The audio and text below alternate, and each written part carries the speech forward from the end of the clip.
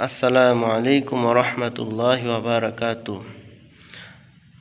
আলহামদুলিল্লাহি ওয়াহদা ওয়াস সালাতু ওয়াস সালামু আলা মান লা নাবিয়্যা বা'দা। আউযু বিল্লাহি মিনাশ শাইতানির রাজীম। বিসমিল্লাহির রহমানির রহিম।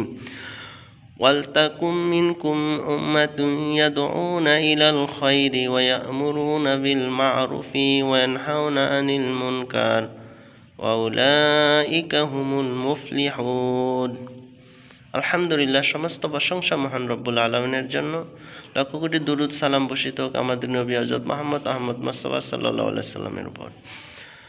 আলহামদুলিল্লাহ, আজকে হযরত মুআজ ইবনে জাবাল রাদিয়াল্লাহু তাআলা আনহুকে আল্লাহ রাসূল সাল্লাল্লাহু আলাইহি সাল্লাম যে 10টি উপদেশ দিয়েছেন, এই 10টি উপদেশ ইনশাআল্লাহ আজকে আলোচনা করব। হযরত মুআজ ইবনে জাবাল রাদিয়াল্লাহু তাআলা আনহুতে বর্ণিত, তিনি বলেন, আল্লাহ রাসূল সাল্লাল্লাহু আলাইহি সাল্লাম আমাকে 10টি বিষয়ে উপদেশ প্রদান করেছেন। 1 নম্বর উপদেশ, তিনি বললেন, হে মুআজ ইবনে জাবাল, তুমি আল্লাহর সাথে কাউকে শরীক করবে না। যদিও তোমাকে হত্যা করা হয় অথবা আগুনে পুড়িয়ে ফেলা হয়, এরপরও তুমি আল্লাহর সাথে কাউকে শরীক করবে না। আল্লাহর সাথে শরীক করা হলো বড় পাপ এবং ঈমান ভঙ্গের কারণের মধ্যে 1 নম্বর কারণ, ঈমান ভেঙে যায়। এজন্য আল্লাহ তাআলা বলেন, ইয়া বুনাইয়া লা তুশরিক বিল্লাহ ইন্নাশ শিরকা লা যুলমুন আযীম। সূরাতুল লোকমান আলাইহিস সালাম তার ছেলেকে ওসিয়ত করলেন, হে ছেলে, তুমি আল্লাহর সাথে শরীক করবা না, কেননা ইন্নাশ শিরকা লা যুলমুন আযীম। আল্লাহর সাথে শরীক করা মানে বড় জুলুম, অত্যাচার। এরপরে যে ব্যক্তি আল্লাহর সাথে শরীক করবে, ইন্নাহু মা ইউশরিকু বিল্লাহি ফাকাদ হারামাল্লাহু আলাইহিল জান্নাত ওয়া মাওয়াহুন নার।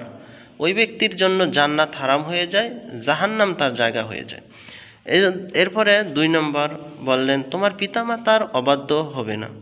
যদিও তোমাকে পরিবার পরিজন ও তোমার সম্পদ ত্যাগ করে চলে যেতে বলে, যদি তোমার পিতামাতা তোমাকে পরিবার পরিজন ছেড়ে সম্পদ ত্যাগ করে চলে যেতে বলে, এরপরও পিতামাতার অবাধ্য হবে না। এজন্য আল্লাহ বলেন, ওয়াকাদা রব্বুকা আল্লা তা'বুদা ইল্লা ইয়াহু ওয়া বিল ওয়ালিদাইনি ইহসানা। হে দুনিয়ার মানুষেরা, তোমরা আল্লাহর ইবাদত করো, তার সাথে কারো শরীক করবা না। ওবিল ওয়ালিদাইনি ইহসানা, পিতামাতার সাথে সদাচরণ করবা। এরপরে বললেন 3 নম্বর, ইচ্ছা করে ফরজ নামাজ ত্যাগ করবে না। যেই ব্যক্তি ইচ্ছা করে ফরজ নামাজ ত্যাগ করে, ওই ব্যক্তির থেকে আল্লাহর জিম্মা উঠে যায়। এজন্য ফরজ নামাজ ত্যাগ করা কুফরি কাজ। এরপরে 4 নম্বর বলেন, কখনো মাদক সেবন করবে না, মদ পান করবে না। এগুলো অশ্লীলতার মূল, উম্মুল খবাইস, পাপের মা।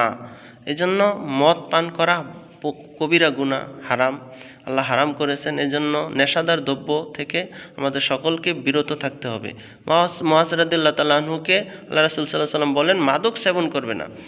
এগুলো অশ্লীলতার মূল, পাপের মা, উম্মুল খবাইস। এরপরে 5 নম্বর বললেন, সাবধান, পাপের কাছ থেকে বিরত থাকবে, কেননা পাপের দ্বারা আল্লাহর রাগ সৃষ্টি হয়। এজন্য পাপের কাছ থেকে বিরত থাকতে হবে।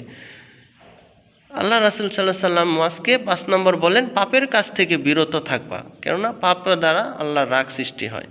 6 নম্বর বললেন, সাবধান, যুদ্ধের ময়দান থেকে পালাবে না। যদিও সকল লোক শেষ হয়ে যায়, মৃত্যুবরণ করে, শাহাদাত বরণ করে, এরপরও যুদ্ধের ময়দান থেকে পলায়ন করবা না, চলে যাবা না। এর কবিরা গুনার মধ্যে, 7টা গুনার মধ্যে যুদ্ধের ময়দান থেকে পলায়ন করা কবিরা গুনাহ, বড় গুনাহ।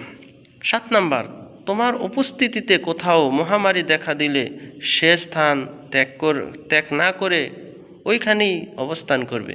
মহামারী যদি কোনো গ্রামে, কোনো অঞ্চলে দেখা যায়, তাহলে ওই অঞ্চল ছেড়ে অন্য অঞ্চলে যাবা না, ওইখানেই থেকে যাবা। 8 নম্বর, সামর্থ্য অনুযায়ী তোমার পরিবার সদস্যদের জন্য খরচ করবে। তোমার সামর্থ্য অনুযায়ী তোমার স্ত্রী, পুত্র, ছেলে, মেয়ে, মা, বাবা, ভাই, বোন সহ তাদের জন্য খরচ করবে। তোমার সামর্থ্য অনুযায়ী তোমার পরিবারের সদস্যদের জন্য খরচ করবে। 9 নম্বর, শিষ্টাচার ও ভদ্রতার শিক্ষা দানের, তাদের উপর থেকে শাসনের লাঠি উঠাবে না। ছেলে মেয়ে যারা রয়েছে পরিবারের, তাদের শাসনের জন্য, ভদ্রতার জন্য তাদের উপর থেকে শাসনের লাঠি উঠাবে না। তাদেরকে শাসনের করার জন্য প্রয়োজন হলে তাদেরকে বেতাঘাত করা যাবে, লাঠি দেওয়া যাবে। শিষ্টাচারের জন্য, ভদ্রতা শিক্ষাদানের জন্য তাদের উপর থেকে শাসনের লাঠি উঠিয়ে রেখো না। এরপরে 10 নম্বর বললেন, আল্লাহর অবাধ্য হলে আযাব ও গজবের ভয় দেখাবে। যদি কোনো মানুষকে দেখো যে তারা আল্লাহর অবাধ্য হইতেছে, পাপ কাজের মাঝে লিপ্ত, তাহলে তুমি সামর্থ্য থাকলে হাত দিয়ে বাধা দিবা, যদি সামর্থ্য না থাকে মুখ দিয়ে বলবা, আর এর যদি না হয় ওই কাজ থেকে বিরত হয়ে অন্তর দিয়ে ঘৃণা করবা। এটা হলো আদাফুল ইমান, সর্বনিম্ন ইমানের কাজ। এজন্য তাদেরকে আল্লাহর জাহান্নামের ভয়, আযাবের ভয়, গজবের ভয় দেখাবা ওই পাপী ব্যক্তিদের জন্য।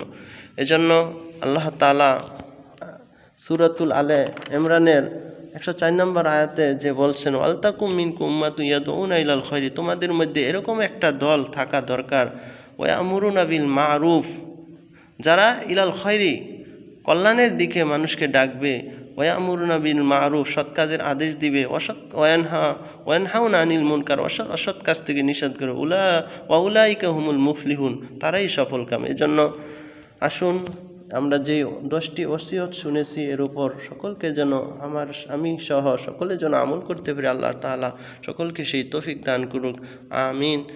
আমরা আল্লাহ যেন আমাদের সকলকে 5 ওয়াক্ত নামাজ পড়ার তৌফিক দান করুক, শিরিক কাজ থেকে যেন আমরা বেঁচে থাকতে পারি, পিতামাতার সাথে আমরা যেন সদাচরণ করতে পারি। আল্লাহ তাআলা আমাদের সকলকে সেই তৌফিক দান করুন। আল্লাহুম্মা রব্বানা আতিনা ফিদ দুনিয়া হাসানাতাও ওয়া ফিল আখিরাতি হাসানাতাও ওয়া কিনা আযাবান নার। আল্লাহ আমাদের দুনিয়ার কল্যাণ দান করেন, আখিরাতের কল্যাণ দান করেন, জাহান্নামের আযাব থেকে বাঁচান। আল্লাহ আমাদেরকে জান্নাতুল ফেরদাউস দান করিয়েন। আসসালামু আলাইকুম ওয়া রাহমাতুল্লাহ।